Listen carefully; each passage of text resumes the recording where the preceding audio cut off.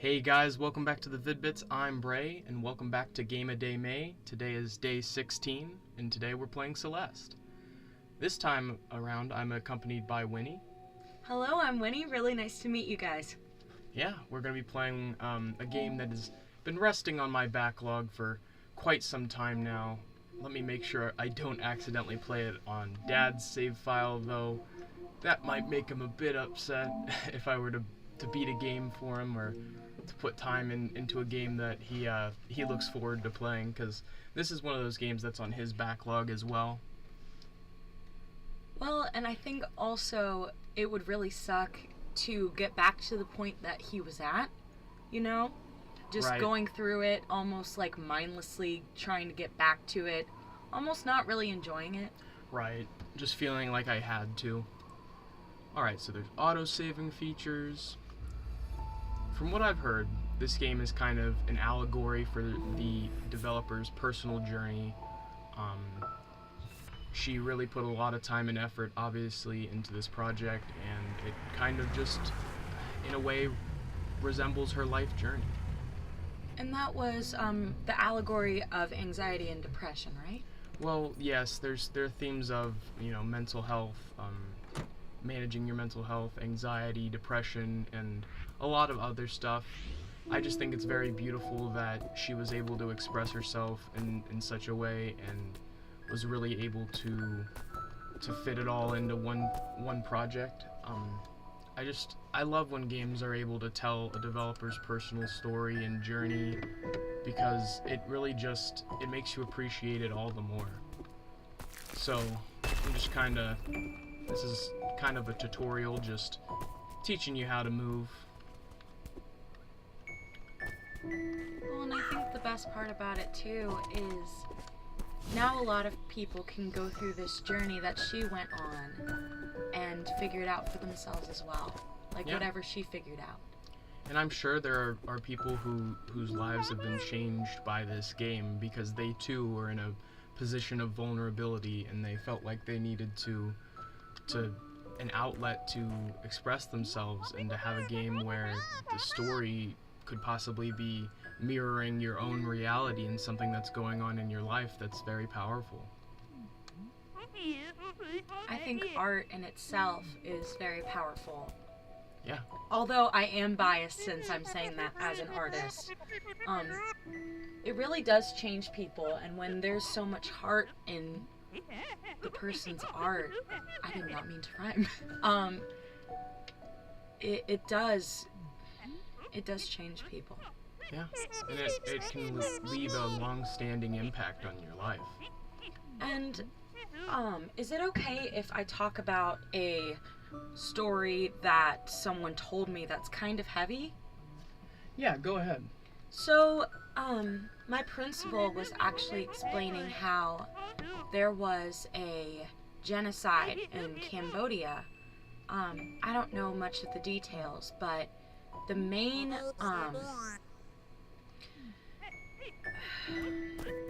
qualifications for them to, hurt these people is they had to be educated and creative.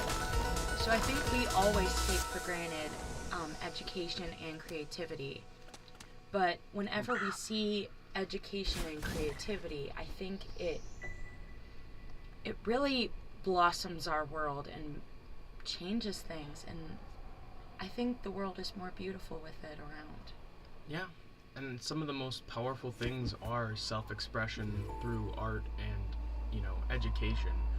Ultimately, if it weren't for people's passion, I don't think we'd have some of the greatest art pieces, whether that be music, TV, shows, any sort of art, any medium of art. Like, I don't know if we'd have some of the things we have today if it weren't for the adversity that certain individuals had to go through to feel inspired to make them.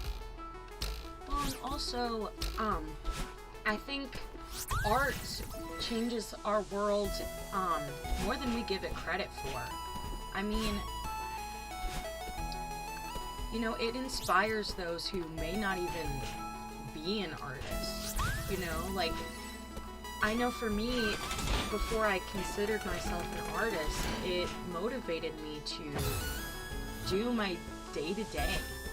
You know, it got me through a lot of different things, and I think a lot of people can say the same. I agree, absolutely. I'm glad to have someone else here for this kind of journey because it's very important and meaningful, and I feel like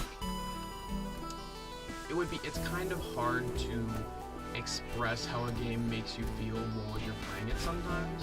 So to have someone else be here for me to kind of bounce back and forth with and kind of talk about how the game makes us feel, it's a nice position to be in. So thanks for being here with me. Of course, buddy. Alright, so...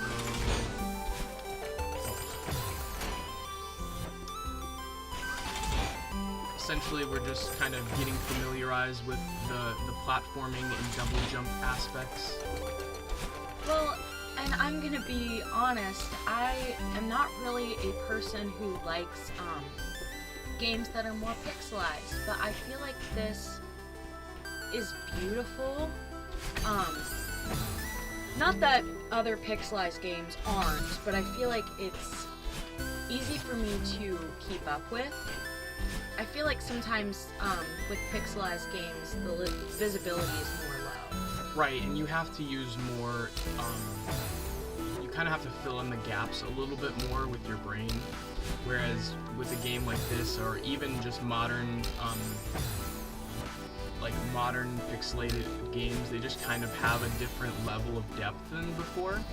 And that's not to discredit games from before, because I am someone who can really appreciate games that are barely visible. I mean, I can play Atari games and stuff, and some people kind of draw the line there, where it's like when you're 1 pixel and that represents a person, and you have to, like, I don't know. I think that there's so much beauty though in seeing the evolution, to see where we've come from, to see like how games started, and the fact that now games are almost, not in a bad way, in a good way, they're kind of regressing to pay homage to what came before, you know?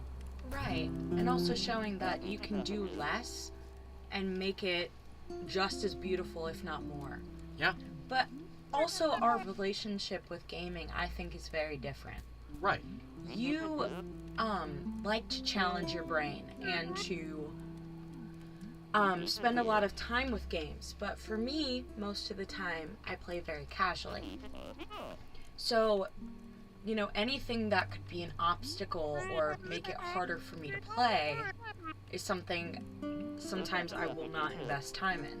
Right. But that's also a weakness of mine. I can see that. Mm-hmm.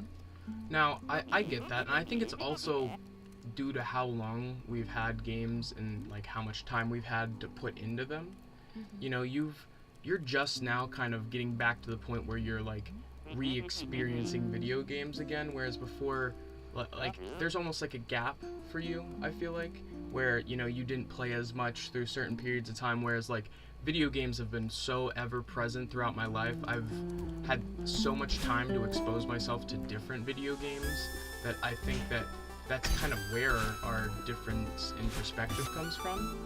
Right. And that's not a bad thing at all, because what's beautiful is video games of all, you know, different types and of genres are able to do different things for different people. Like, and I feel like there really is no other art form that's quite like that. I feel like, you know, obviously movies and books and TV is subjective too, but like I feel like video games are almost more subjective. Like they are very much so based off of what you want out of the experience. And if you don't put that effort in, you're not going to get what you want out of the experience, whereas a movie's still going to play whether you care or not. You know? Right, and I think something that I've learned as a performing artist is that although it takes us maybe sometimes months to do one performance, at the end, it's gone. Yeah. You know, no one's ever gonna see my work again, but we also, I'm friends with a lot of visual artists, and their work lasts forever. you know, and they work on it for sometimes years. You know, so all that time that you've put in lasts forever. So I think that's what makes it almost more vulnerable. Oh yeah, I agree. Because it like you said, it's there in, you know, forever for anybody to see. And but I feel like that's what it takes so much courage to make a game, because it really is putting yourself, like you said, in that vulnerable position. Okay, I see. Do you need to focus? Yeah. Okay, I'll keep that on the back burner for a little bit. Put a pin in it. Yes! Yes! Nice. The power of focus. Actually, I had a side point. Oh, of course. Go ahead. I think it's interesting because earlier in Game of Day May, Dad played Undertale, which has a lot of themes of determination and, you know, perseverance. So I think it's interesting to have more of a vulnerable experience. You know what I mean? The character, instead of feeling filled with determination, is feeling self-doubt, is feeling, you know, anxiety. And I think, like we were talking about earlier, that's really what makes this experience more relatable than most, because that person is putting themselves in that vulnerable position. Right, and I also want to bring up a point and then reply to what you just said. But as a performing artist, I think one of the most vulnerable states of performance is singing, because everyone hears in a different key. You know, some people can be tone deaf. Yeah, some people, I guess I didn't even think about it. Some people, what satisfies their ears can be different, if that makes any sense. Well, yeah, absolutely. I mean, me and you off camera have had conversations about this, about how, you know, something that may be so beautiful to one person may be almost grating or unenjoyable to the next. And that's what's the fact that there are, it's tailored to your taste. I feel like music almost defines us sometimes, who we are as individuals. Right, and also it's our sense of pitch, key, you know, and that's different to everybody. So I think that it's almost hard, and I think that's why it's the most vulnerable. And the fact that a lot of people value music. You know, I don't know anyone who doesn't. I've met people who say they don't listen to music, and then I just kind of slowly distance myself from those people, because it's like... It's a red flag! Yeah, it is kind of a red flag socially. Like, how do you not listen to anything? There's not a single tune that makes you happy. Like, it's just wild to me. Like, what do you do with your free time? Like, do you just listen to your thoughts? That's so weird. So, I'm trying to figure out... Seems like I'm jumping out, going up, and then... Well, and something I also wanted to talk about with anxiety, I love how each option to kind of step on or to stabilize yourself is covered with spikes. I think that's that crippling feeling of anxiety where you feel like you can't get on with your day because something that's supposed to help you becomes a roadblock or an obstacle. Yeah.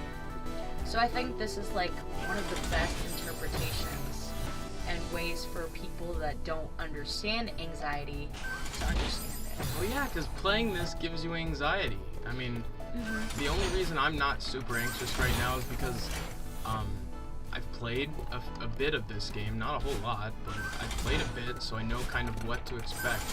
I don't think I can get this one yet. I think what would help, if that's okay.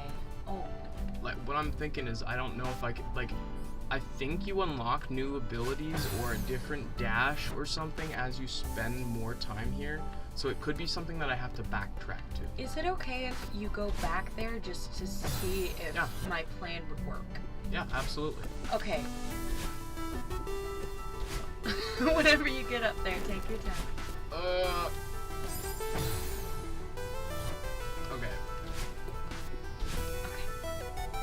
So when you go up there, try to balance between those two. The problem is it doesn't move. Yeah, it doesn't move until you Step on the spikes, which that means it won't move, right? I'm so confused. Wait a minute. Maybe if you... Well, I don't think you can get there on the ceiling. It's kind of weird. Yeah. Maybe I don't know. Maybe when I touch the other side of it. So if I were to do that, maybe if I touch the other side, it would shift it over.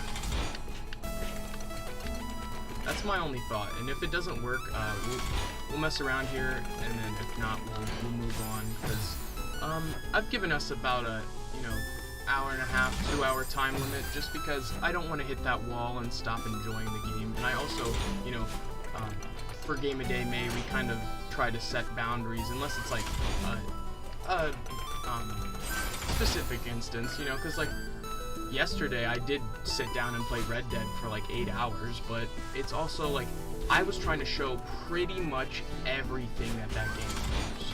So there's, wrangling cows, there's that was almost it. So close.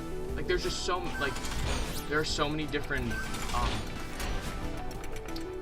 different activities in that game. It took longer for me to show like the full scope of what the game is. Whereas a game like this, it's just the same from start to finish, except you learn more and your skills get better and the obstacles get more difficult. It kind of reminds me of Hades in that way, but you don't start from the beginning, or it's completely different each time. I'm still confused. It's one of the levels that we were just doing. I don't understand how to make this move. Like it seems to almost only move when. Well, okay, so the last one that was kind of like this, when you hit the other side, did it do anything? It did.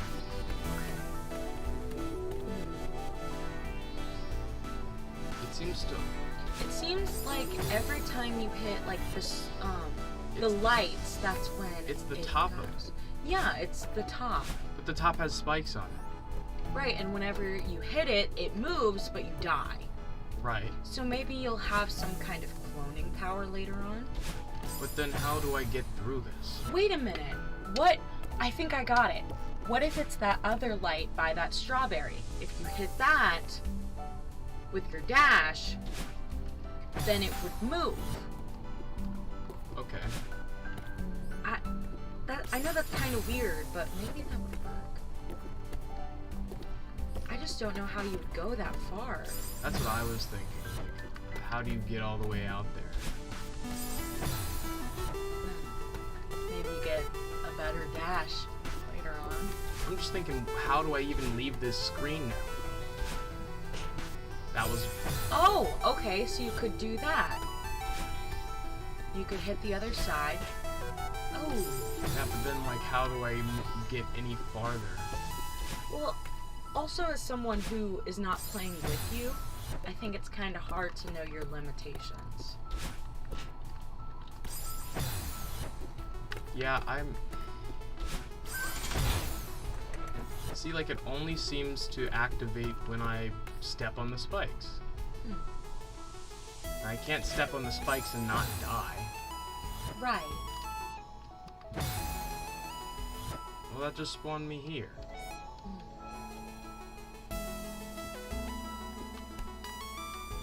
That's what I forgot. You can hold on to the wall. Oh! And that's what makes it move, is holding on to it. I forgot about an entire gameplay mechanic. It's okay, it happens. Well, now we know what to do when we get back to the other screen. Yeah.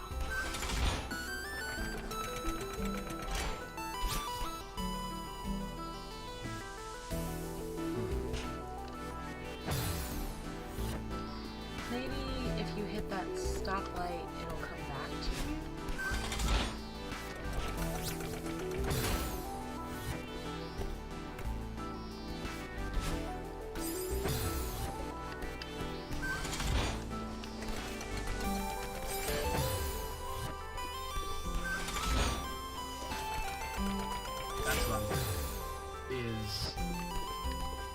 grab onto it, get up here, and then get back on it, which will then send me back. It's pretty close.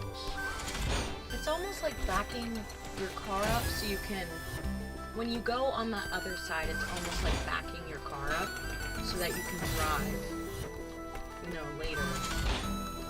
But it does kind of suck to do, and it's kind of hard. I think I've got the right spot. Ooh, you're so close. I'm sorry, I won't express my frustration. I don't want to make you frustrated. No, you're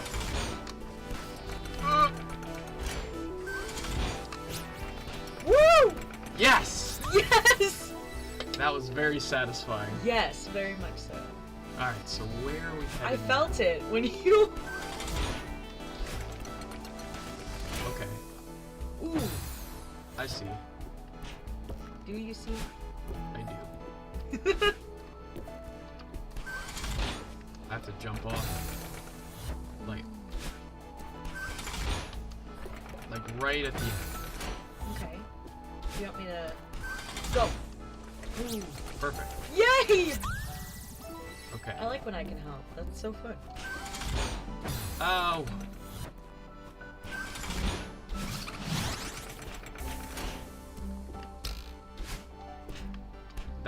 Did that strawberry seriously run away from me? Yep. It's a flying one. So that means that if you don't find it here, it won't move to the next location? So like, I'm assuming you have to get it here. And then it moves up the screen? Or do I, It looks like it almost... has like a certain amount of time It looks like it's supposed to, so that you get it in the next That's level. what I was saying. I was asking if you thought that it would like be above like the next screen. Oh, I'm sorry. I didn't understand. Got it. Yeah, you're okay. I was just making sure that you also thought I was doing the right thing instead of like this like maybe going away or something and being like something that I couldn't get. All right, back this way.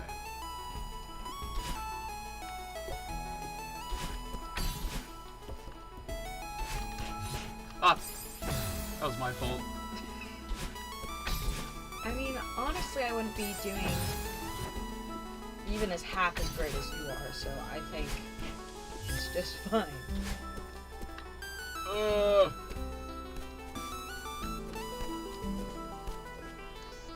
Alright. I know this sounds kind of weird, but watching you do it is almost exhausting for me. Like, please don't die. Please. Alright. Good stuff.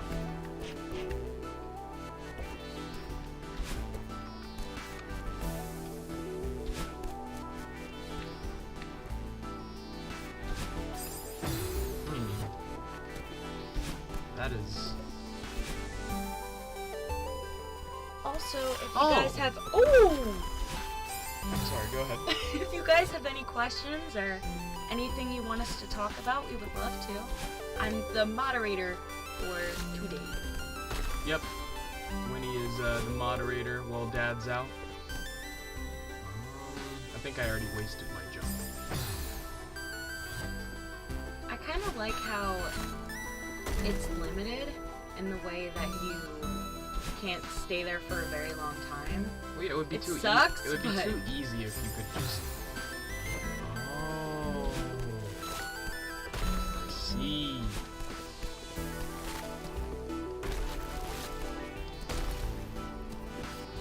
Oh. Oh, I- lovely.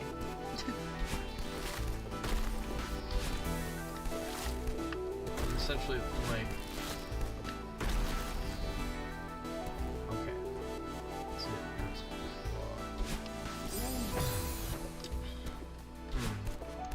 Do I need to do that? I think it would honestly help. I mean, it kind of sucks, but... Shit. Well, my only thought is... Sorry.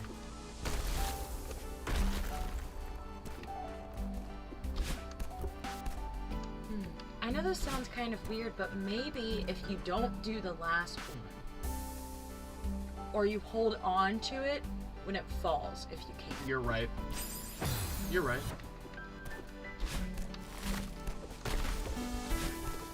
I didn't even think about that.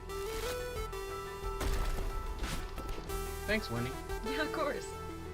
Just see, it's just nice to have another set of eyes looking at something, because sometimes you'll be like, man, I don't really think that's gonna work, and then it doesn't, and then someone else gives you a different suggestion. You're like, oh, I wouldn't have even thought of that.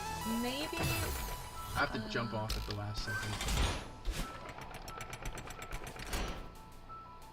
Very close. Yeah, You're the timing is just very specific.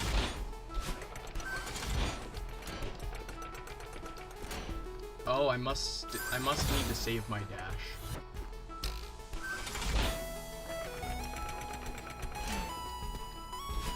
Huh. Maybe I should be higher up. Oh, I forgot about the momentum from it going upwards, so I just had to continue that momentum. I think the best part is when you've forgotten like certain mechanics and you're like, oh, now that makes it so much easier. Yeah. You know? My favorite thing is when you don't know a mechanic, so then you're like trying literally everything beside, like, and then you accidentally do that, and then you realize you have a whole different move that you could utilize, like. Oh, that's the best. Well, because at first you almost lose hope and think, well, I guess I'm just not capable of doing this, and then you realize I don't even understand what I'm doing yet. I just need to get a handle on the controls, and I'll be all right. Right.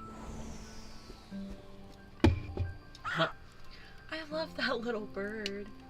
I know this sounds kind of weird, but as an earring person, now I just want that little guy, that little bird, to just be on my ears. I mean, that's cute. Exactly. I have goose earrings, and they are, that's so cute. So that's chapter 1 complete. I have goose earrings that are, orange, and that's what it made me think of. Sorry, continue. Man, that was awesome. There were 12 strawberries I missed in that area. Ooh. It incentivizes you to go back and play through the game again. Yeah. Well, because it's almost like what's the word? A collectathon. That's like right. what Mario 64 and Banjo-Kazooie and Donkey Kong 64. Wait. That's the type of game that is. Strawberries will impress your friends, but that's about it. Only collect them if you really want to. It's pretty much saying, please don't lose your mind trying to collect all 20 of these in this level. Oh, thank especially gosh. If you're not able to. I think about half of them is not bad. I know for Princess Peach Showtime, I'm trying to currently get all the stars right now, and mostly what it helps you do is, it's like cosmetic stuff, right? Well, yes, but it's also like pictures that you can collect, different soundtracks, music, and also you're able to like finish the goal in the game, which is to bring all the original actors back. Oh. And make like the last, sorry, spoilers, but the last so there are 2 levels, and then there's a third one where you save the original actor. That's cool. So you can only unlock those until you've gotten all of the sparkle gems or stars to do that. Oh, okay. Yeah. It's one of those games. Huh. This memorial is, wait, can you go back? Is dedicated to those who perished on the climb. And then it's Celeste Mountain. Yeah. Okay. Well, we're in like a dream state, I think, right now. As you can tell. How do you know? Well, because she fell asleep at the fire, and now there's a new fire, and it's blue. So that would make me think that it's like in a dream. Yeah, and also there's stars falling. I think I'd be pretty nervous if that was me, you know, awake. Yeah, you might think something's wrong. Just a little bit. Yeah, just a tad. Oh, and she's glowing. Yeah, I would definitely be nervous. Alright, so this, I think this activates... What the hell? There's a secret one down there? Well, that didn't really help. Well, I know this sounds kind of weird, but I almost want to collect the gems floating. Yeah? But I don't know if that would... I'm sorry, what were you saying? You're alright. I'm just looking for... So, these little boxes, they eventually turn into, like, star-filled boxes, and you can, like, dash through them. But you, like, you maintain the direction you're going in, so it almost... It like, provides a different level of puzzle to this. Oh, nice. Ugh! What? Just got the skills. No, what I mean is, as you collected the other one came back. Yeah, they reset. What? Those give me another jump in the air. That's what they do. So when I jump through them, they give me another one. Got it. So I'm almost questioning how you get that. What the hell? Oh! I think I saw her in the The trailer? No, the cover. Oh, the cover. So, and I read too much, I think, so I'm just not gonna say what she's supposed to be. Well, I know she's obviously is like an alter ego or like a bad or negative version. It's probably like a manifestation of her self-doubt or something. Okay, I'm tired of this. Oh, I'm just... I would have never guessed that, but you're just smart like that. Ugh. Well, maybe I would have. Maybe I'm just self-doubting myself too much. Yeah. Yeah, maybe it's your self-doubt talking. Oh my gosh. Maybe I should play this game. This game's rough. Yeah, I can tell. Well, looks like you need to... Oh, I can't touch the ground.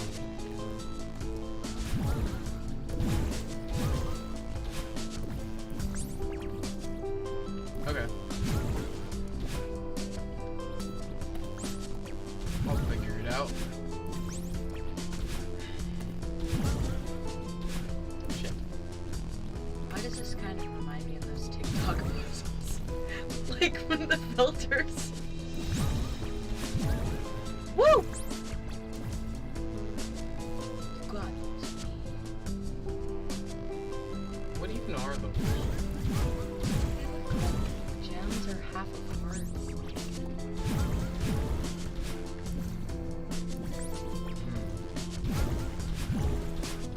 Oh, I missed it.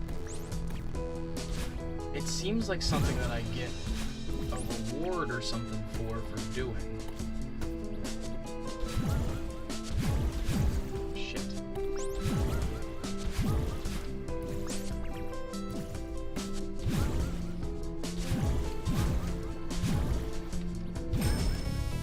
There we go. We'll see. We'll see whatever they are now. It's just a strawberry. Oh, okay. Oh my god. I thought you were gonna get a new power. I was really excited. But I mean, now you can impress your friends, right? Yeah.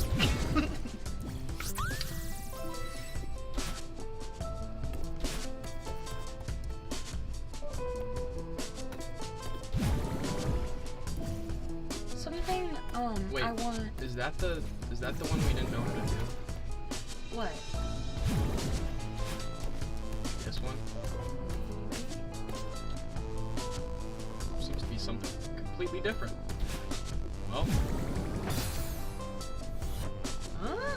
Oh, okay. Is it like so you can't go into the wall, so I have to go into the openings. There, there, there,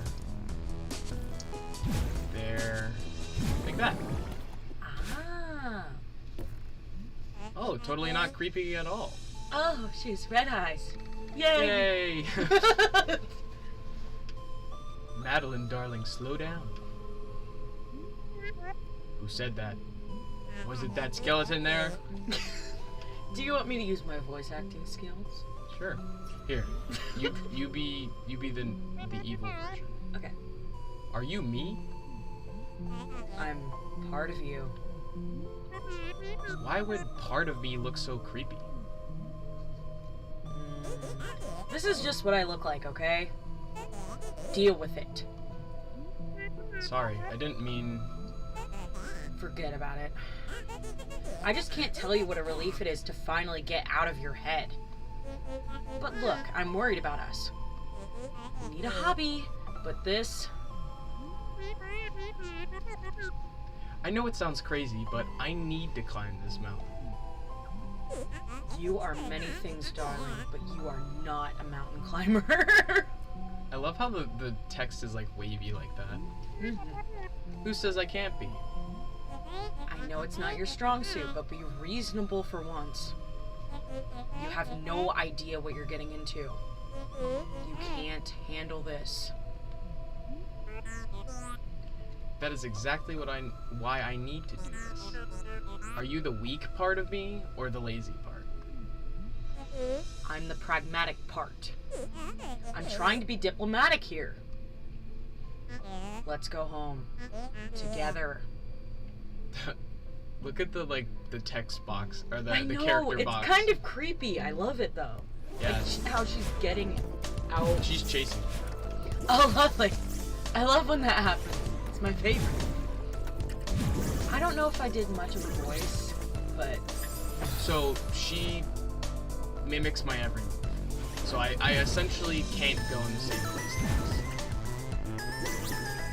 So I literally have to jump over her. Shit. I was doing really good. You got it. You got it.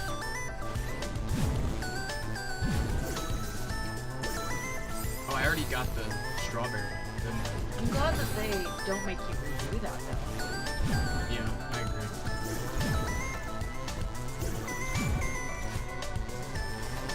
I like the music.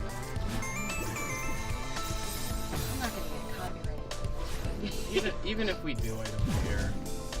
It's one of those things where a lot of people just focus on the money that they get from the videos instead of caring about what it represents. Ultimately, for me, I think it's just so much more important to show the labor of love that is this game and the story and the triumph that the creator had to go through personally to make it. So I think it's not a priority of mine to have 100% copyright or have 100% monetization, and whenever the creators give us the option to share monetization, we just do that, and instead of disabling it altogether. Because sure, I mean, you, in a way, by making the game, you're the reason I'm able to make this content. So if you do feel that you enough of your music is showcased throughout our gameplay where you feel like entitled to the monetization, I'm not going to fight for it. It's just one of those things where very few people actually act on it, and when they do, you typically know when it's going to happen. Right. I honestly don't think this video will get copyright claimed, just because of the type of creator it is. A lot of indie developers are just glad to have the exposure and aren't thinking about it that way. Unfortunately, with a lot of people on YouTube, they do it for the wrong reason, or they have no basis to do it at all. They just go onto YouTube Studio one day and see that the option to copyright claim someone else's video has finally, there's finally been it finally pops up with a request for the first time, and then they just click on it immediately. They don't even review the video really to see if it is an actual breach of copyright. Because a lot of the times we're able to just message or dispute with YouTube, and it's figured out pretty easily. Because a lot of the times they literally don't actually check your video and see how you're using their music. Like, don't get me wrong, I think that people who are just going online and uploading full original soundtracks of other people's stuff, they should be copyright claimed. Because that's bullshit. You don't own any of that. You should not be able to make any music by just posting someone else's, like a video with someone else's music. You know what I mean? Because some people do abuse that, for sure. Right. And then other people are just trying to showcase games that they love, and, you know, it gets copyrighted. Which, I mean, at the end of the day, we're on YouTube for the fun of it, the passion, the hobby, and the love of the community. So ultimately, at the end of the day, any sort of money is just secondary. But I also love how the both of you take care of each other, and you guys communicate, and you guys ultimately care about yourselves and your mental health, rather than, the suffering it could cause. You do your best to avoid it, and I think that's fantastic. Yeah, because I feel like a lot of people really don't take care of themselves, and then they wonder why they're unhappy and they're in a bad position, or their health is poor, like, where you weren't really setting yourself up for success. Well, and I find that a lot of really successful YouTubers, not that you won't become one, but I know that you guys will ultimately care about yourselves. But Markiplier, he admitted to a lot of his fans that he only plays board games in his free time. He doesn't even enjoy video games anymore because he considers it his job.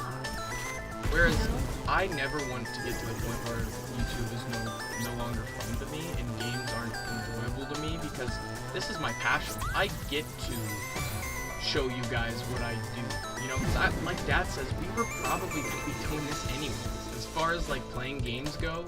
So why wouldn't we record it for other people to experience and enjoy, and to have that moment captured on film forever, in perpetuity, as Dad always says.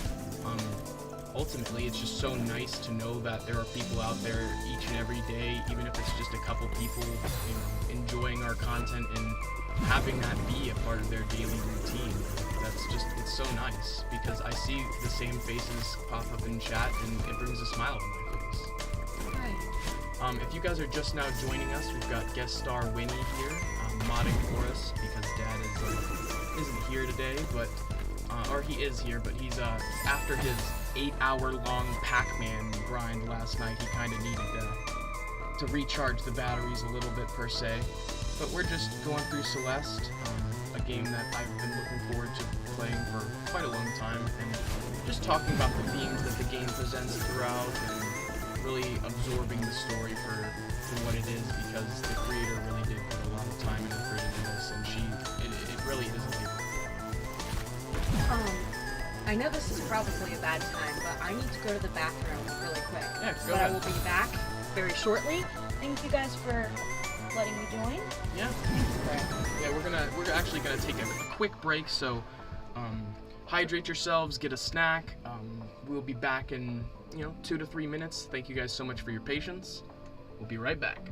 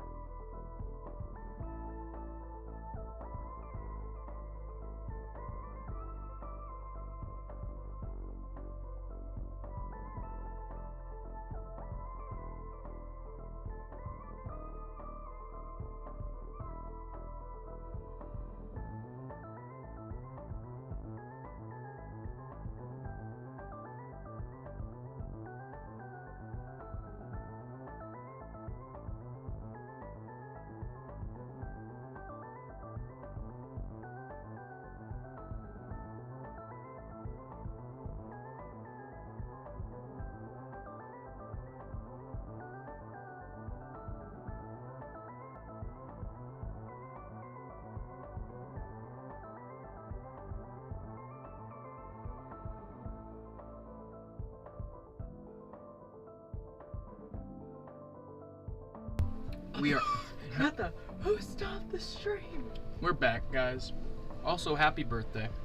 Yes, happy birthday. Hope you're well. And I hope it's the best birthday ever. So, I've got a PB&J I'm finishing up here.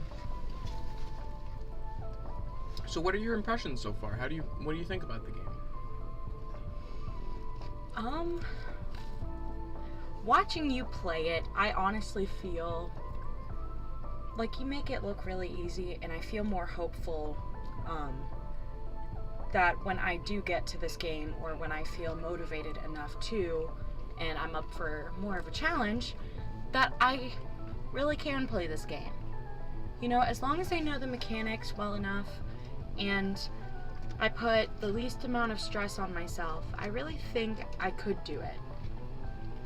With enough persistence and, you know, relaxation, I think I could. I just don't like how she's chasing us. I really don't. That makes me even more nervous, gonna be honest.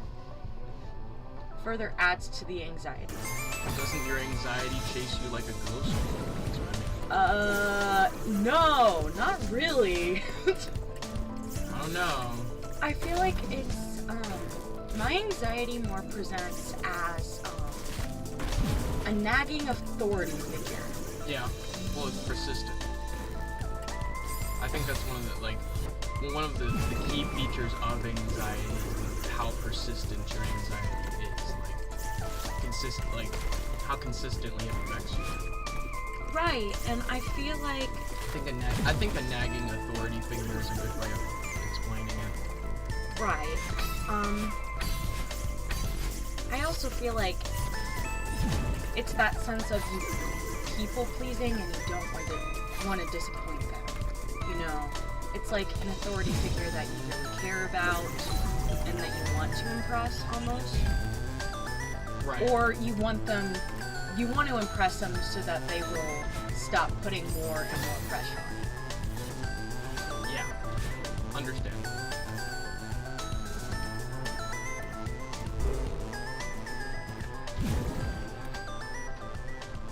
Thank you guys for being so patient through the break. Just had to refuel, get a little bit of water, have a peanut butter sandwich.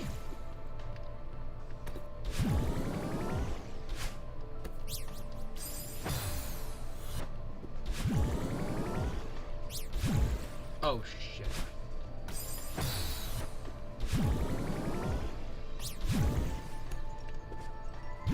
I'm just glad that they're not chasing you. Yeah, it makes it a lot easier. Yeah, it makes me feel a lot better. A little bit less anxiety. Just a little bit. Well, then the game does its job then. If that character makes you feel anxiety, and that character's supposed to represent the innermost depression and anxiety of the protagonist, then it does its job. Right, and I think,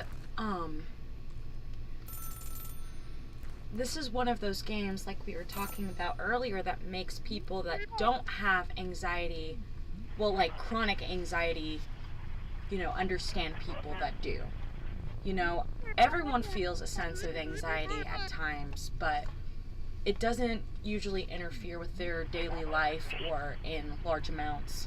So I think playing this game that may take hours makes someone understand and is able to Process that. put themselves in that situation to understand. Right.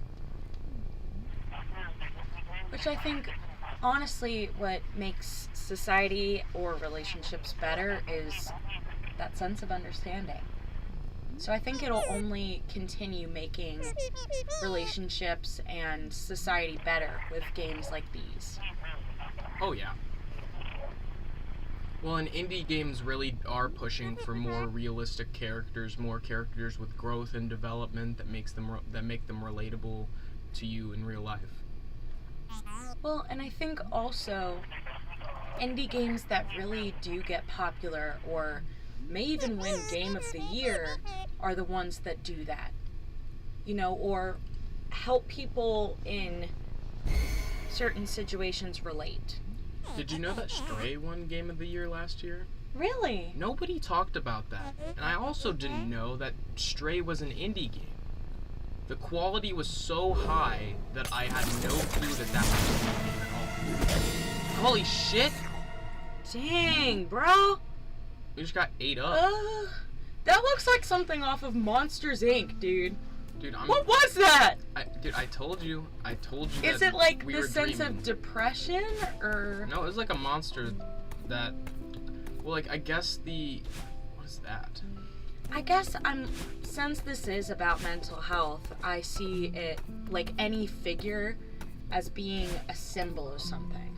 Yeah, which I don't think that that's inherently the case. I think that that character specifically is supposed to represent that, whereas a lot of the other characters are probably supposed to represent the people who helped support the person who made this game and the people in their life who helped prop them up, you know? Right. So I just looked up who would make Stray, and the developer was Blue 12 Studio. Yeah, I've never heard of Blue 12, not before Stray. Let's see what other games that they have made. That's it. That's it? That's it. They literally opened their studios, and that was probably the first project they had worked on. I hadn't ever heard of them before. Wow. But for that to be the first game that you make and that be Indie Game of the Year, no, not even Indie Game of the Year, Game of the Year, but like that's just so powerful. Right. It means a lot. But as we wrap up the first hour of the stream, I hope you guys have been enjoying it. We've got about a half hour left. I also don't want to overexpose this game due to the fact that, you know, I do believe that you guys should play it for yourself. I'm sure that we'll stream, I'm sure either me and Dad, or maybe we'll have Winnie back. I'm sure we'll stream this again sometime after Game of Day May, but, you know, per usual, the main focus of Game of Day May is just to showcase and kind of explain the thought process behind the game, what kind of mindset you have to be in to play the game, etc. We really want to just completely encapsulate, you know, and show off what a game has to offer. Right, and I'm going to be completely honest. When we were talking about Game of the Year, I was looking into it. I thought of It Takes Two. And it was made by Hazelight Studios, and it won the Game of the Year the year before. 2018? Or it would be year was 2021. 2021. Stray won 2022. Hey, Chief. Hey, I hear ya. You just wanted to make an appearance? This is our beautiful husky Chief. He's very wonderful and very sweet. He He's gives me hugs every time I see him. Oh my gosh. It's okay, buddy. I know. All right, Chief. I hear ya. I'll take you out. Can you continue through with this? Oh, of course. You can narrate if you want. All right. How's your trip? It's okay. I'm just kind of overwhelmed. Oh no, are you having another panic attack? Focus on your breathing, honey. I'm here. What's going on? I'm doing my best at voice acting. I'm sorry. If they sound very similar, I apologize. I am working on it, though. But we did another chapter, and I'm very excited. I love how the chapters almost talk about the steps needed to overcoming anxiety. Asking for help, building shelter, make sure you're in a safe place. So I think this further adds to that theme. Wow, we already completed the second chapter? And I was talking to the audience about how, like, each chapter, like, the cover is almost about, like, ways to overcome anxiety. Asking for help. making sure you're in a safe place and that you have things that you need, you know? I think this is a very important game as far as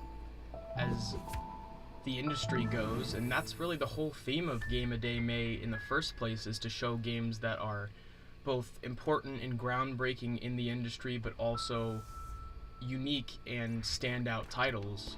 I'm still so impressed continuously with this game. We are now entering unfamiliar territory for me, so I actually haven't played anything past this point, so this will also kind of act as my first impression, thus far, or, after this. Well, and sorry, keep going. No, go ahead. That was pretty much the end of my thought. All right. Well, I also love how there are little screens that almost help the user's anxiety, almost like affirmations. Like, don't worry about collecting strawberries, they're just to impress your friends. Or that last one, I don't remember what it said already, but it was almost supporting the player. Oh, it was talking about the amount of mistakes that you've made with death counts, and that you should be proud of it because that means that you're learning more and more. Instead of making you feel bad and shaming you because you've died a lot. And I feel like those two ideas are something that a lot of people that are gamers with anxiety feel. So I just love how Madeline is almost helping like the past version of herself by providing wisdom to those that relate to her. Yeah, exactly.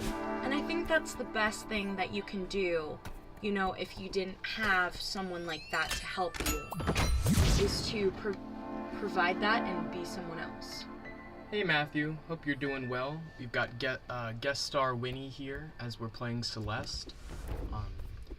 We've just been kind of talking about the deep themes of taking care of your mental health, themes of anxiety and depression, self-doubt, and we've just kind of been analyzing really what it is to feel those things and how this game really tackles that difficult topic. Right. But I think that's the best thing that you can do to almost heal your inner self, like your past self or your inner child, is to almost be the person that wasn't there for you. Exactly. And I think the creator is doing that by providing those little hints, or those little pieces of advice or affirmations for players. I don't know, I have a bad feeling about this character. Yeah, he's already acting very suspicious. It kind of creeps me out.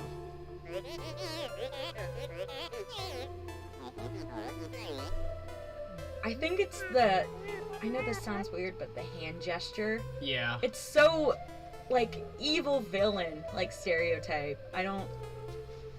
And, the fact that he's sweating a lot and... Yeah, he seems very twitching anxious. His eye. He's talking to himself. Right.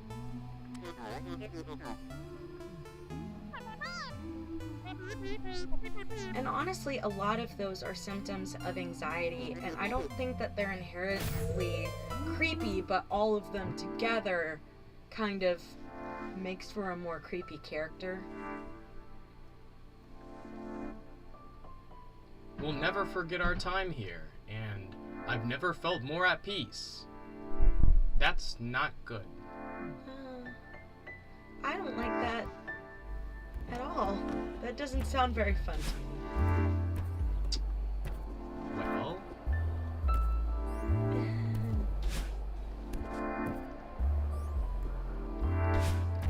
Oh, there's a huge monster down there. Yay! Monsters! It looks like they're almost everywhere. At the start, it looks like trash of some kind. But then as you realize there are eyes on some of them. Oh! Oh, lovely. Definitely caught me off guard there.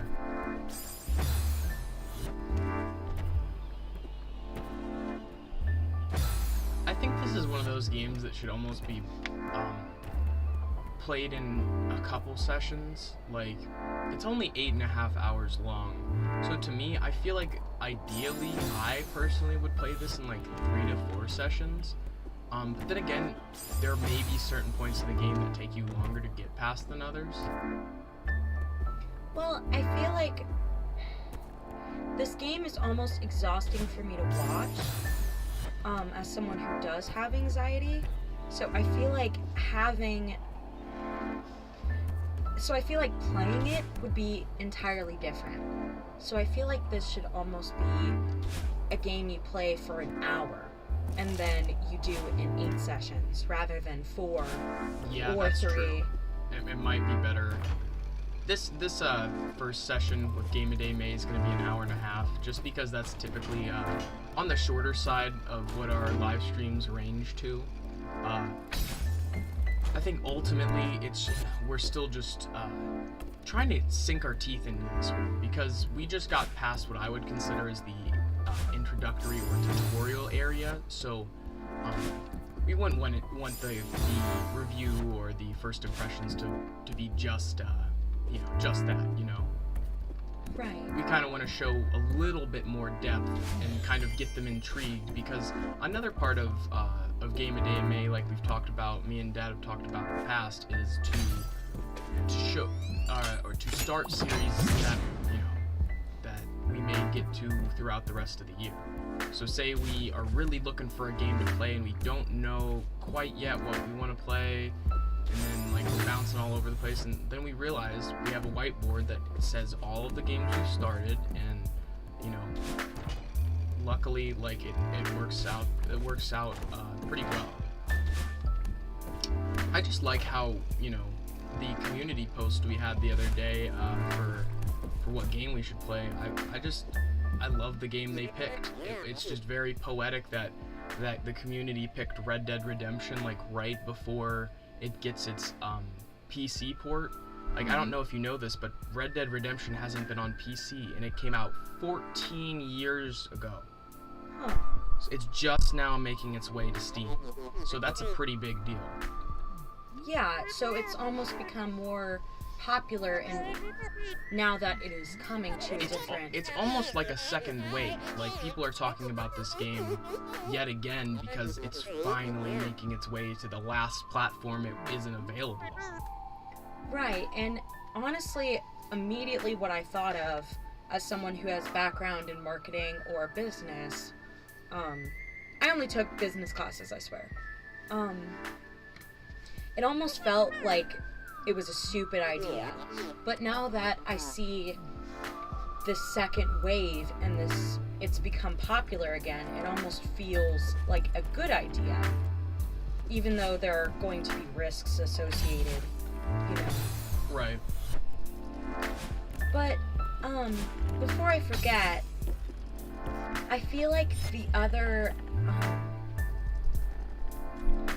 levels so far have been more about anxiety, but this one feels almost like depression. Yeah, this one feels more just a general sense of sorrow or loss. Mm-hmm. I think that's, due to the fact that the guy who owns this hotel is a ghost, I think that there's something to be said. Like, it seems like this is one of those, I lure people here to their deaths over and over again kind of thing, Like, everyone comes to my hotel, and every time they check into my hotel, they die. So, like, I think that it would kind of make sense if loss or grief, which, can parlay into depression, if that was how this area was themed. But I think a lot of this is all up for your own interpretation. Ultimately, at the end of the day, one person may not have the same experience with this game as somebody else. Right, and depression and anxiety are the same way. I mean, the way that anxiety and depression present themselves in one person is not the same as everybody. Right, but I feel like it's mostly depression in this, at least for me, is because as soon as you stay in one place for too long, it almost envelops you. Yeah. Like these monsters or these sad feelings. like crippling feelings. So I think it's almost really cool how it's also, like you were talking about, associated with ghosts. Right. Because a lot of times people get depression because of certain events or loss or grief, like you were talking about. Or maybe even the loss of something beautiful in your life that makes you feel isolated or almost like a ghost of yourself. Right, something that used to be so important and meaningful to you that's now almost died, in a sense. Like, or your passion or love or like drive to do that thing is done. Right. Okay. This one's hard. It's hard to recover after you've put yourself down there where the strawberry's at. Well, I mean, like the creator said, it's mostly to impress your friends. So if you really don't want to, I think it's important to almost listen to the creator, since they have spent the most time with this game, you know, and I think they're probably providing tips as someone with anxiety or depression with this game. I think for me, it's like once I hit a wall, I almost have like a barrier in my mind where it's like once I hit a certain point, I'll eventually call it quits and, you know, stop trying. But with that one, I kept getting so close that I knew that I was able to get it. Right.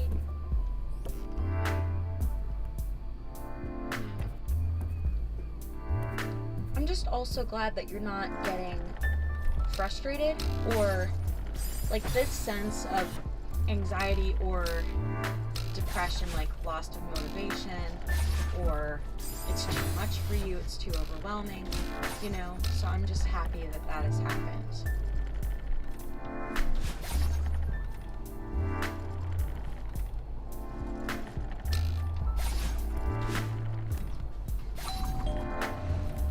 Nice. This game is, each room is so satisfying, I will say. Like, literally just passing a room makes you feel such a sense of satisfaction.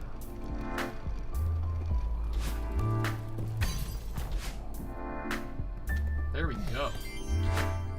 Got the key.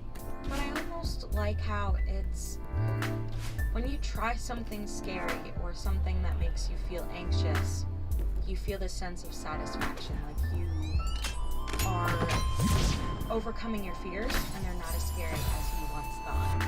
I think in general in life that's kind of important to put yourself in a state of uncomfortability, because the growth and the change that'll come afterwards will be so positive that it'll be worth being uncomfortable in the temporary. Well, and is it okay if I talk more about my experience with art? I think that relates a lot to it. So as an artist, I was taught at school that you have to be comfortable with the uncomfortable, because that means that you will continue to grow and you won't stay complacent. So something that was also reoccurring, like a reoccurring theme, was to be multi-talented so that you could get more roles or feel better about yourself and continue to grow. So a lot of people that weren't comfortable with certain ideas of performing were taught to try and navigate it, you know, so that they could become better at performing as a whole. Well, I mean, I don't know, this is a random anecdote, but my mom told me that she started crocheting recently, and even though crocheting is something that she doesn't think she's good at, she keeps doing it because, you know, she feels a great sense of satisfaction in just being like doing something that she's not used to. So I implore you guys to put yourselves in that uncomfortable position, even if just for a second, and just, you know, get out of your comfort zone and try something that you've always wanted to try that you feel like you can't do. Whether that be an instrument, whether that be like me and Dad always try to inspire you to do if this is your passion. Whether that be being on the internet on YouTube, or being a performer, or like anything that you truly have a passion for, regardless of if you already have the skills to do it, you need to be pushing yourself to try that. Because if not, you're never going to know what it's like, and you're always going to be wondering, what if? Right, and a lot of people, this is kind of morbid, but a lot of people don't regret the things that they've done on their deathbed. They regret the things that they haven't done. Right. So, something I also want to say is it's really important to also set yourself up for success. Whether that be in an accepting or supportive environment, so that even if you do fail, you'll feel good about failing. Right, because you'll have people propping you up on the sidelines instead of tearing you down because you weren't able to hold up or perform. And also, if you have those feelings of self-doubt or really harsh criticism, specifically for yourself, then you shouldn't be alone. Know yourself and know your limits, and, that's when you're truly able to grow, and you won't feel bad about failing. Because ultimately, like the creator has said, when you have a high, death count in this game where you die a lot, it's a good thing to fail because you're learning more. Making more mistakes means that you ultimately know more than another player. Or even know more than you did last. Right. And I think that's kind of why I'm drawn to Dark Souls in particular, because that game just has such a sense of satisfaction when you finally put it all together. And I don't know, I'm still kind of riding a high from yesterday where I beat a boss that's supposedly one of the hardest in the series, and I feel like I feel so satisfied because others have now told me that they have the confidence now to tackle that boss too. That I almost like what you said about this game earlier, like how just seeing it and just being in the position to observe, it makes people inspired to do that for themselves and to realize that maybe it's way more accessible than I had previously thought. Right.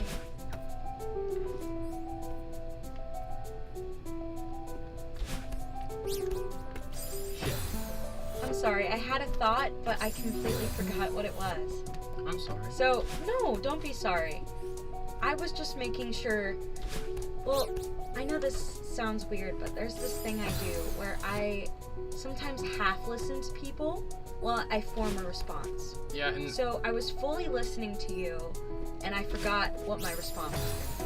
well, I mean, sometimes it's better to do that than to focus on whatever you're gonna say, because I don't know. I find myself, and to call myself out a little bit, I find myself sometimes doing the same thing where I'm prioritizing my next response instead of listening to what the person has to say.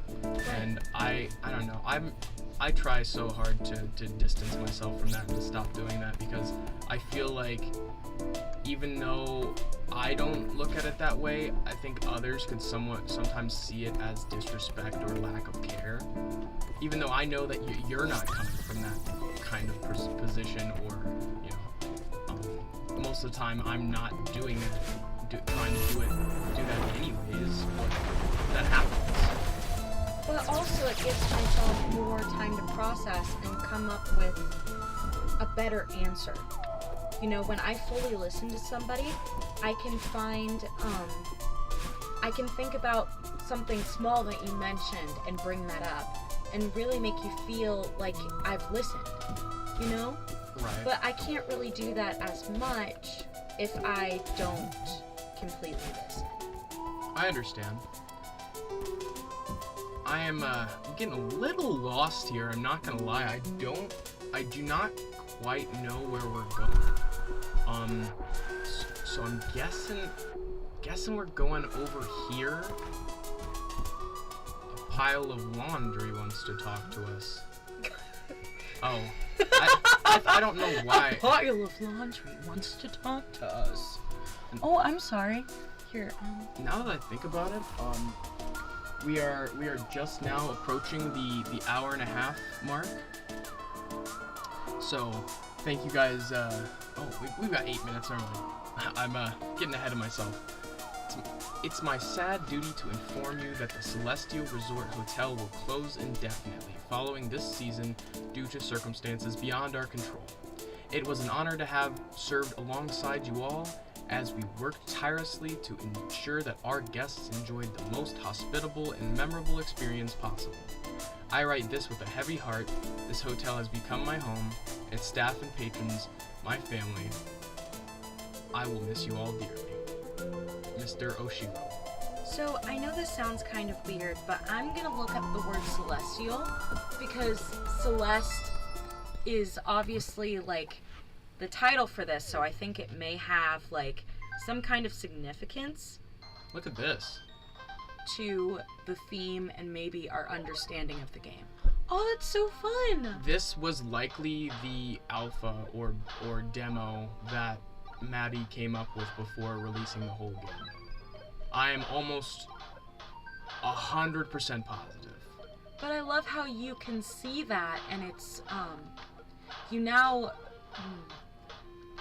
I love how that they leave it in. I Right. think it's so awesome that a developer will show you the early version of the game and actually include it in the full release. Well, and I think also you get to see the evolution, like how we were talking about with more pixelated games or games that have come before, you know, where you're fully able to appreciate them because of the time frame. Right. This is really fun. It's so cool though that she was able to hide this up. It's literally just in a ceiling, like there's, I don't know, there's nothing super special to it, like in where it's hidden. It's just kind of tucked in a corner somewhere. And you know, for those who are really looking and they're really interested, it's just, see, that's cool. Before it was the crystal, it was a balloon. That's what gave you your second jump. But also it's something that makes me really happy as someone who loves film. I love seeing the deleted scenes or what could have been. Right. So I think this is the same feeling. This is like a deleted scene moment, right? Where you're observing, like, it almost feels like it's something you're not supposed to have seen, or it's like some insider kind of scoop. Mm-hmm. And you feel almost blessed to have this information. Yeah, you just feel like you almost feel like you found something secret, and like you feel you just feel happy to have found it. Like, I don't know, like when Dad in day 4 of Game of Day May, when Dad was playing Undertale, he was just searching around and he found like this, it was like a shrine or something dedicated to a dog, like a dog shrine. I think in Undertale they're called Temmie. I don't know why they're all Temmie, but I'm assuming that was Toby Fox's dog. But at the end of the day, man, I think this is just such a good way to end our playthrough of Celeste, ending it with the original version that kind of debuted the concept and obviously inspired the creator to keep going. And I don't know, I'm still so surprised that it took me this long to get around to playing this game, just because I had heard so much good stuff. I've also heard some horror stories that, like, the B-side or whatever it's called, so like each level has a inverse or opposite version, I guess, called the B-side, and you're able to like after you beat the game, I think you're able to go and play the B-side of the each level. So I think it's cool too that she was able to kind of double the amount of the replay value just by kind of remixing the stages, you know. So is it okay if we go back to Temmie and how there were dog graves and they were all named a certain character? So I looked it up, and it's Temmie is named after Temmie Chang, who was one of the main artists who worked on the game. Yes, Temmie is named after the lead artist. Who makes a cameo in the game through the character. Temmie was originally a doodle of Temmie Chang, created as a joke by Betty Kwong. Its appearance was based on Temmie's likes, interests, and personality traits. Huh. The more you know. I think that's really cool. I know that sometimes we shouldn't trust Wiki. Wiki? Wiki? Wiki. Wiki? Okay, Yeah, sorry. not Wiki. Like, I'm trying my best. But, I find that most of the time fandoms, They tend to be pretty accurate. Right, Because there's so many people checking them and, like, double and triple checking them that they're bound to have the correct information because there are so many moderators and people on, like, making sure that the wrong information isn't there. Like, say for example, I remember being in school and them telling us that Wikipedia is one of the least consistent resources or reliable resources because it can be edited by anyone, but that's so untrue. Because it has to be such a minuscule article for it to not be locked and be, like, allowed to be edited by anyone. And it's kind of the same way with those fandoms, where it's like, once it's been set, and unless it's, like, verified information, it's not going to make it past the moderation team, and it's not going to be submitted into this fandom or this wiki without being tested first. Right. And I think that's, like, I don't know, I just thought it was ridiculous when our teachers acted like just anybody could go into Wikipedia and edit an article, because it's simply not that simple. Well, and I also feel like teachers didn't have the correct understanding of the internet. Right. They didn't really truly know how it worked, so they were just teaching us as they thought it would be, or what made the most sense. So sometimes we didn't get correct information based off of those things. There we go.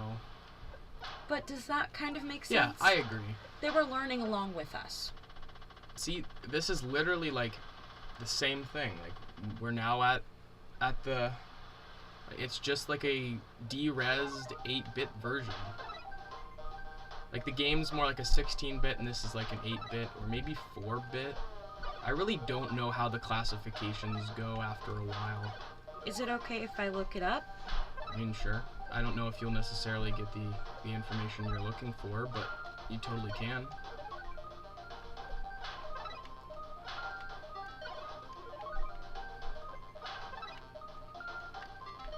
Yeah!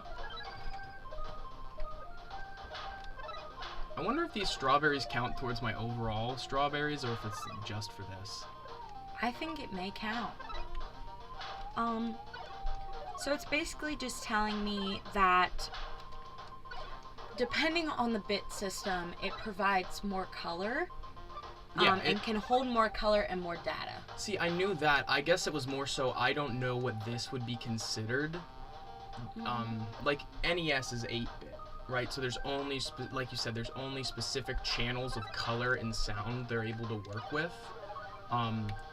So it's mainly like how things have to be almost like compartmentalized, or what's the term? Condensed. Right. Almost.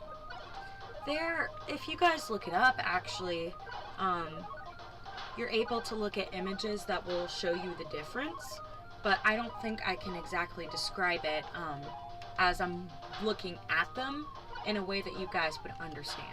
Right. Like you said, you described it pretty well. It's the amount of different, like, variations of color, the amount of items on screen even are dictated by bits. Like, say for example, the Nintendo, after so many character sprites enter the screen, it starts flashing. Like, one of my favorite games, unfortunately, has that problem. Mega Man. You have more than, like, I think it's like 8 to 10 characters on screen, and then the characters start flashing and the game starts lagging and slowing down a little bit because it's just not really capable of keeping up with all of that. but it really goes to show how Nintendo always maximized their hardware and did all with what they were able to. Like, I think that there really is something that should be, there's something to be said about that kind of dedication. Like, I don't know, there's a historical trend that by the time Nintendo gets to the end of the life cycle of its console, they have maximized everything in which the console is capable of. Like, say for example, the game, like Princess Peach Showtime's a prime example. That is one of those games that is there's a reason it's like the last of the generation for the Switch. You see the loading screens and they take a considerable amount of time. Like, that's one of the first games on the Switch that makes me think they're actually optimizing and maximizing what this game is or what the system is technically capable of. And I think that that's just so awesome. Like, I don't think any other developer really, or console manufacturer, actively works and cares about their product that much. Maybe PlayStation, but definitely not Xbox. Definitely not Xbox. Why would you say that? Because they don't even internally make games anymore. Xbox Studios isn't even making games, whereas PlayStation at least has their PlayStation exclusives that some of them are developed internally, but Xbox Studios pretty much doesn't exist. Well, and I'm also going to say that, as someone who doesn't really see much of a difference between, like, the consoles, why, it also seems like, well, I know your background and how sometimes you have a bit of a bias between the two, because you, grew up with Xbox, so you are more critical and more aware of how they have regressed as a company. They're also just making very, very bad decisions, and they really don't know what the community wants. Recently, Right. They just closed this studio. Let me see. Let me make sure I'm sure of the name.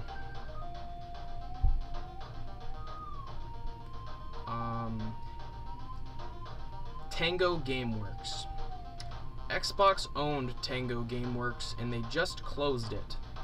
And they were working on a sequel to this game called Hi-Fi Rush, which was incredibly in demand from the fans. Mm-hmm. So it shows how little they know. It shows how little in touch they are.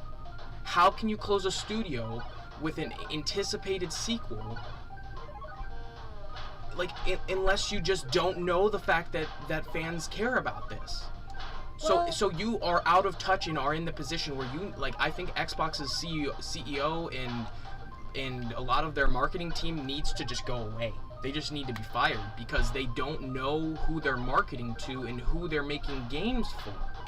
So if you don't know who your audience is and you don't know if you're not in touch with them, then you're not going to make things that they want to play. well, and let me play devil's advocate here. Maybe this game that was very anticipated was outside of their skill set, or they didn't have enough money. No. They weren't making it. They own the studio who's making it. Oh, okay. Yeah, all they do is own them.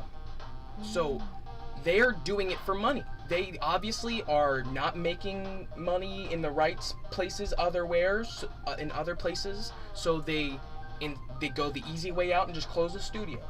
So I guess I just don't understand. Unfortunately, the problem is so many people for the past 10 years have been pointing out every time Microsoft picked up a big publisher or big studio and did nothing with them, and then they just disbanded the company, broke it down, and sold it to the highest bidder. That's ridiculous. Definitely. You are essentially, they're doing what they've always done, which is absorb the competition and then get rid of it.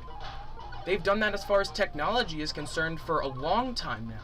They literally, like, their whole business plan and their motto was about getting something that someone was working on, making it just a little bit different or better, and then eliminating the competition. That's just bad business. Definitely. And we have run over our hour and 30-minute time limit, so we're gonna give ourselves a little 10-minute overflow to just kind of wrap up our final thoughts, because you know me, I can get passionate about collect video games because I care about the communities around them and the people who have been working their lives to make them. So I get really passionate when developers are screwed over and the fans aren't listened to because it's something that's just so important to me. Well, and I think also I'm not really aware much of the roles of certain companies or what they really do or how the system works. So I don't feel like I can properly play devil's advocate. But I do understand where you're coming from, and I feel very much the same about film. So I feel like if it was explained to me in kind of film terms, then I could understand it better. That's like, okay, what's a small independent movie you like? I can't think of any Okay, right now. that's like... I'm sorry, I was kind of put on the spot. That's like if Disney bought the rights to, say, Willy Wonka and the Chocolate Factory. Okay. Just to delist the movie and take it off just make it so no one can watch it. Okay, or is it kind of like how, there will be a It's almost like how that's... a movie can be completely worked on all the way to the end, and then because it's not going to make money, they just close it. They just don't show the movie. The movie doesn't even make it to theaters. The people who worked all that time don't even get to see their vision realized because it's easier to step out of the race before it even begins. Okay, so in my brain, it's almost like how Disney got Pixar and kind of now is changing them Yep. as a brand almost. Yep. And may or may not disband them. Yes. Okay. They'll take, because what it is they'll take all their best talent, they'll get all their best people from it, and then they'll close the company. Okay. Which is just, ethically and morally, that's kind of wrong. You can't, I don't know, especially when they overpaid for Activision either this year or last year, paying billions of dollars for that company. Billions, actual billions, when they obviously aren't making enough money from that for it to be a viable investment.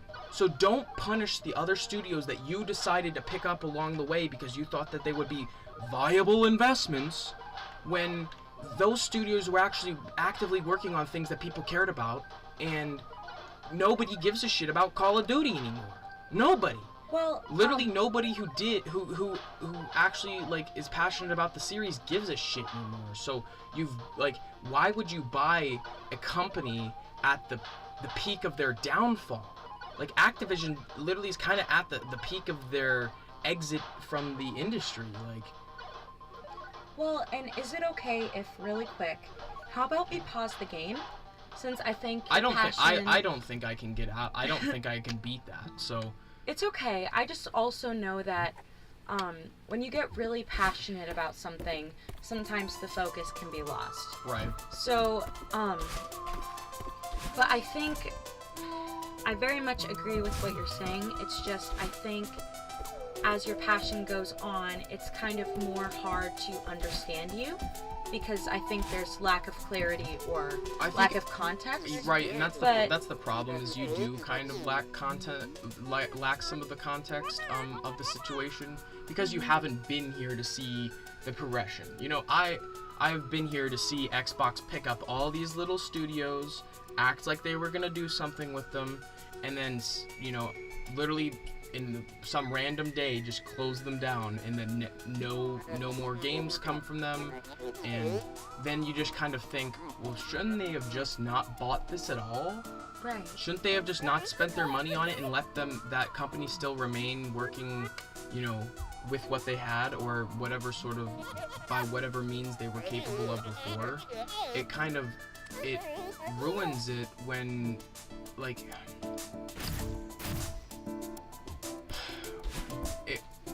ruins it, especially for fans when they've been like, I don't know. I don't know anything about Hi-Fi Rush. Don't get me wrong. I literally have only heard, positive things from other people.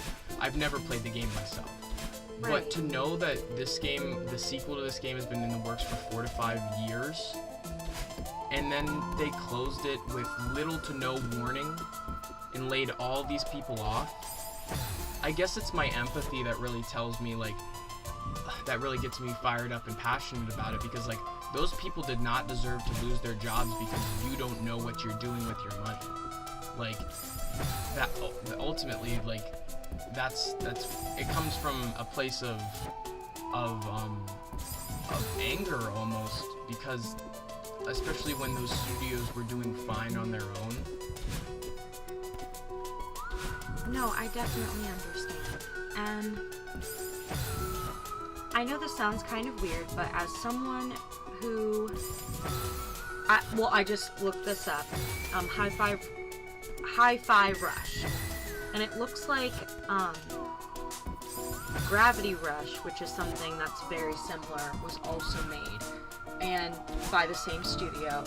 And it's mostly a game that... it's 3D, and you have to navigate, like, at least for Gravity Rush, having anti-gravity powers. And it's a really cool game. It's very difficult, but I think the best part is that it piqued my interest because of the graphics and also the characters. Yeah, they're very interesting. It's very unique character design, very, like, I don't know, it's one of those things that, like, once I saw it, it grabbed my eye, and once it grabbed my eye, I was confused as hell to get the news that there was a sequel to this game in the works that they just shit-canned and closed the studio. Like, I don't know, I could not imagine working hours and hours and hours of my life to just not see my vision realized. That would just be so maddening, Like, I just don't know how those people handle it. Well, and to kind of relate this to experiences I have seen and connect it to artists is when you are lifted up by someone who is high in power, or the audience, well, you're lifted up by, like, the audience, and then the director of whatever role you're trying to go for tells you no. And picks somebody else, or takes your idea, or, something like that. I feel like that's what it may feel like. And that's exactly what it feels like. It's just like the complete disregard for everyone involved. Like, you don't care about the fans, you don't care about the people whose jobs you just, you ended, you don't care about literally anybody. And that's why I think I've continued to lose respect for Microsoft, because they literally are like the most emotionless corporation. Like, they really do not care about any of their properties. And as someone who is kind of a nerd, let me just quote Emperor's New Groove, since I watched it today. Nobody's that worthless, but apparently people are. But I think also it feels like that stereotype where, this low life in office finally gets, like, credit for their ideas and becomes popular, and then the one who's, like, the top of the food chain realizes it, manipulates them into becoming their assistant, and then taking their ideas. Well, I mean, that's just kind of funny, because, I don't know, my mind goes to the story of Tetris, if you don't know how that actually happened. And while a man was working at for the USSR, or at least formerly the USSR, he made Tetris. His name was Alexei Pajitnov, and at a certain, he was, like, he pretty much like spread across the whole office. Everyone was playing Tetris, it spread like wildfire, right? And then later down the line, the USSR then claimed, because he worked on it using their computers and their resources, that he doesn't own the right to that. So then you look at all the people who Alexei Pajitnov had cleared to use the license of Tetris, so Nintendo, Atari, and all these other companies, and then there's literally like this whole big problem now that the USSR is claiming to own something that this guy has approved for use or for sale all across the globe. He had sold the handheld rights to Atari, I believe, and the console rights to Nintendo, and he wasn't even in the position to supposedly at the end of the day, he wasn't the person who could even make that call.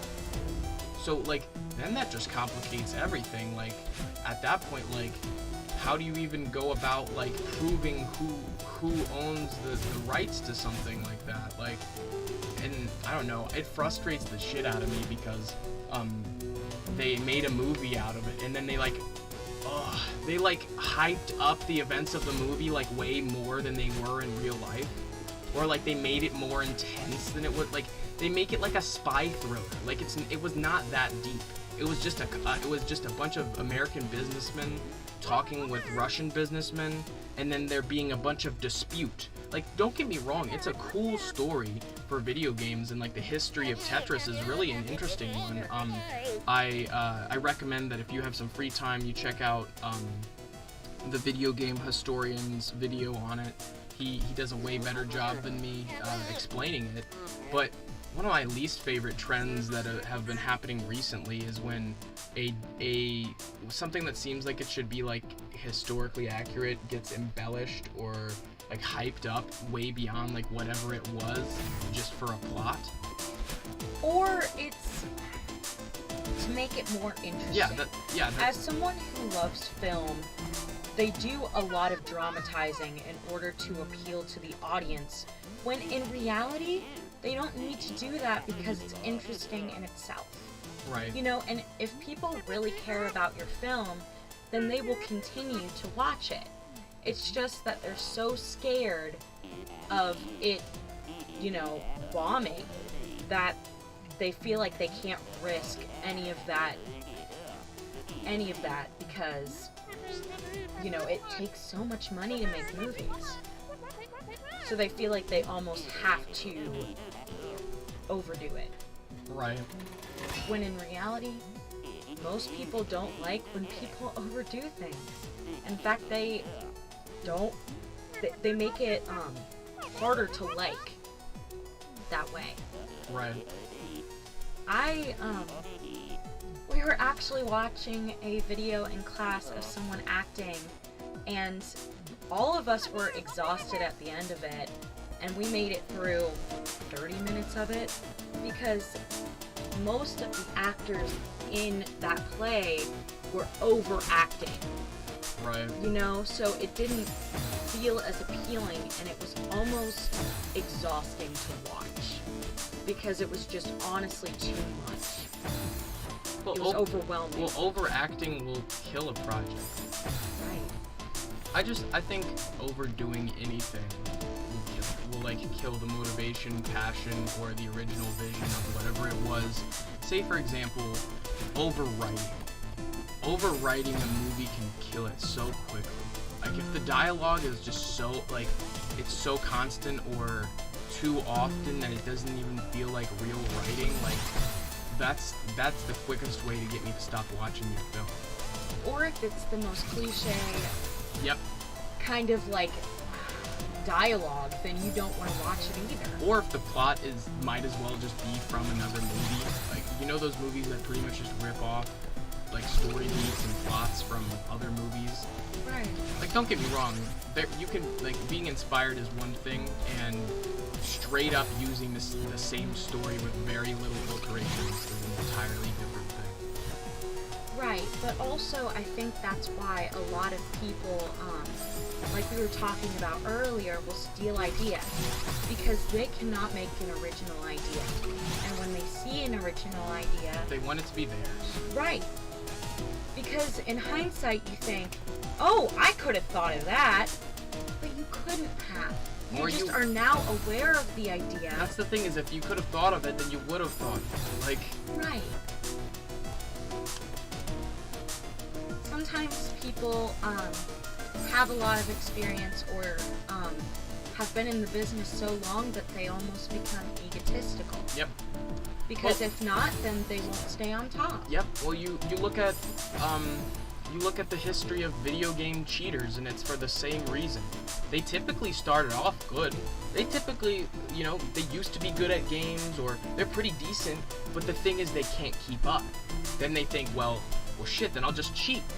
But they don't realize that doing that is getting rid of any sort of credibility that they had in the first place. Or I think it's a sense of insecurity. But, You know? but they think that it's going to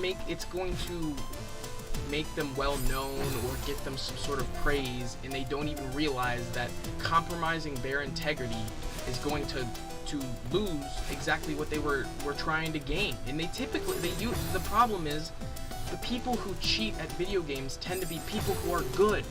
That's the worst part, is one of the most infamous video game cheaters. We talk about him here on the channel every once in a while, Billy Mitchell.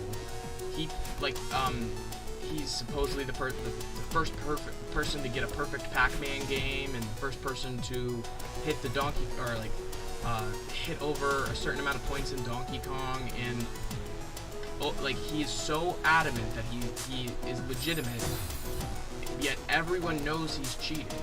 And it's like, he used to be a good gamer. Like, people still believe that him being the first perfect Pac-Man is possible. People still kind of believe him as far as that's concerned, but it doesn't matter because he's killed his reputation by cheating and then claiming he's not cheating. Just don't cheat then. It takes more effort to cheat and then claim you don't cheat than to just not cheat in the first place. Well, and I was talking about this today, but you almost hire people, let's say that you have a role, and they want you to be a bad singer. It's almost better for them to have a good singer play a bad singer, because they know how to fail. They know how to, because they've failed before. Right, and that's the thing, is these people just need to be okay with failing, and that's the problem, is they're so worried about failing or not meeting expectations that they compromise their integrity along the way, and then nobody respects them anyways. So if you were going for more respect, you're not gonna get it. I'm just glad we've been able to talk about such a variety of topics and stay on pace with it, and ultimately this game is just so full of wonder, and with each step I don't know what to expect, and I can't wait to play more of this game in the future, because it's a great game to kind of talk during, you know what I mean? You can just talk about such a variety of things, and mental health and well-being, and it makes sense because that's what the game's about. You know what I mean? Whereas sometimes, me and Dad will get passionate about one thing or another, and it doesn't really fit, But the fact that the game is almost about your passions, it's easier to talk about. But also, to kind of go back to the games, I love the satisfaction of seeing this pile of stuff that has just accumulated, be gone, be sorted through. It almost takes away that anxiety and gives you more, satisfaction and serotonin. Right. But also bringing it back to people stealing others' ideas, that's almost why they do it. Because they want to feel like someone's proud of them because they don't get that somewhere else, or they can never get enough of it. But take this as a lesson of, if you if you feel like you do not have a support system or you don't feel good about yourself, it'll drain into other things. So always take care of yourself and always make sure you're in the correct environment and it's supportive and open, and ultimately they want to be around you. Right. And you want to be around them. Stop contributing energy to people you don't care about. You don't have your best interests at heart, because ultimately at the end of the day you can't pour. Dad always says this, you can't pour from an empty cup, and sometimes you don't realize that you've given everything to everybody else and not left anything for yourself. And there are people that I like to call energy vampires, where you don't realize that they're taking energy from you until you've realized it for yourself. Or until there's none left. Right. So honestly, you have to be careful who you surround yourself with. But honestly, also don't be scared to be vulnerable, because that's when you're truly able to figure out who is worth it and who isn't. And it's really hard, but it's a test, and that's one of the best and the worst things about life. Being vulnerable makes you figure out who you can truly trust and who is ultimately someone you should keep in your life. Yeah, that's very, very wise. And I'm just glad that I have invested my energy in Bray here, because I feel like that is someone I can truly invest my energy in. Right. Well, I'm glad that I've invested energy in you as well. You're a very capable person, and I just you have so many talents, and ultimately all of you guys out there do. Every single person has some sort of talent that's unique to them. You can't tell me there's not even just some stupid, silly thing or something small that you've maybe never showed somebody. But ultimately, be proud of your talents, guys, because that's what makes us us. If it weren't for our talents and our passions, then, like, what would we be, really? And like we were talking about with art, it really does brighten, the world. And don't underestimate yourself. If someone compliments you, then take it. Yes. Because honestly, that could be your talent or something you're really good at, but you underestimate and you never appreciate. So be sure to always invest time in yourself and get better. But with those motivating words, we're making our way to the end of day 16 of Game a Day May. We've been putting some good work in on Celeste, and I look forward to playing some more with you guys in the future. Thanks to the great Winnie for stopping by for this stream. Thank you for the great conversations, the ups and the downs. I'm glad that we were able to talk about such a variety of topics and be very real about it. Okay, thank you very much for this. But as always, it's been Brave from the Vid-Bits. Peace.